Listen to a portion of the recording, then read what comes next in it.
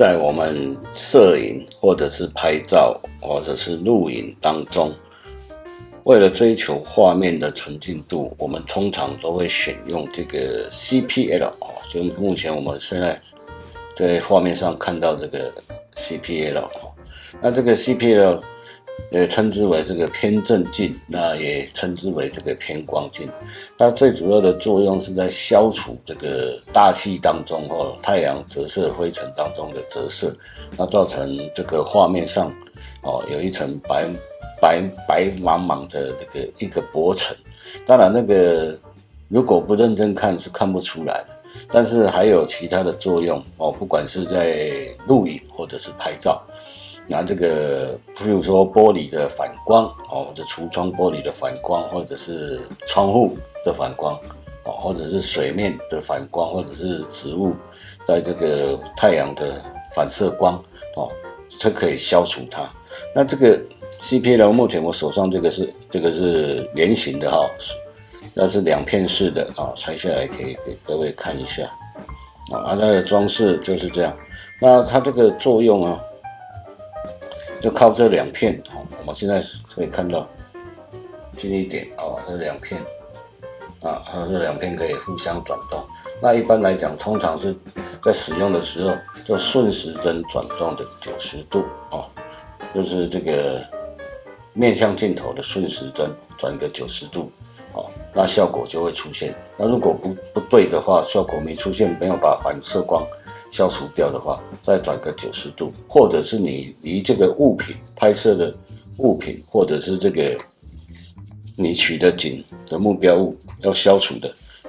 占个这个光源的45度角比如说反射光的45度角譬如说这样照射进来反射进来的位置是45度角比如说这个是物体，那我们拍的它的这个是45度角或者是90度角，或者是正光源照射进来的时候的45度角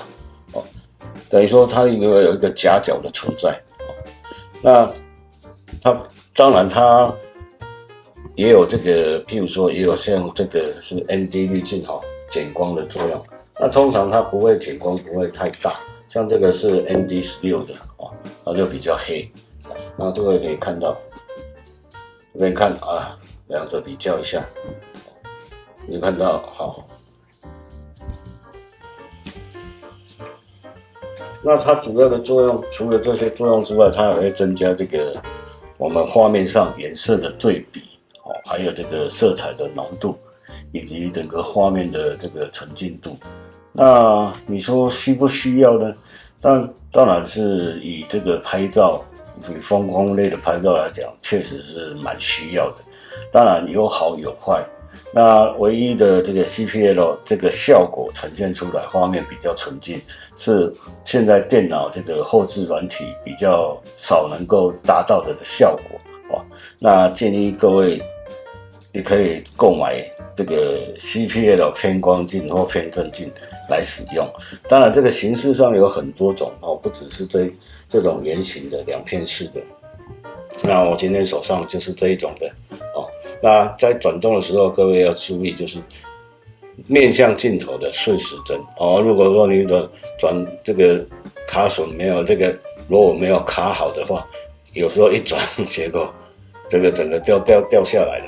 了整个 CPL 的镜片就会磨损掉，或者是破裂掉，这个就得不偿失了那我自己使用的心得是觉得说，虽然它是不错，可是以我们这个微单来讲的话，拍照倒无妨因为拍照我们这个手势可能就你会去转动这个光圈或者是光圈或者是这个对焦环那顺便转一下这个偏振镜的折射的这个上层。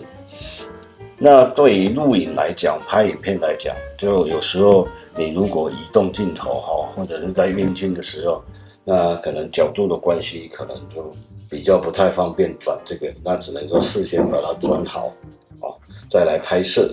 这是它一个小缺点当然，你也可以拍摄的镜头运镜，也可以想办法去克服它。那大致上，它的这个偏针镜的使用就是如此。记住有一定的夹角，45度的夹角，对于反射光源来讲，进到镜头的45度的夹角，或者是90度的夹角，那拍摄效果会比较好。当然，它也不是万能的。好，那今天就跟各位分享这个偏光镜、偏针镜的使用心得。好，谢谢各位，记得订阅哦，拜拜。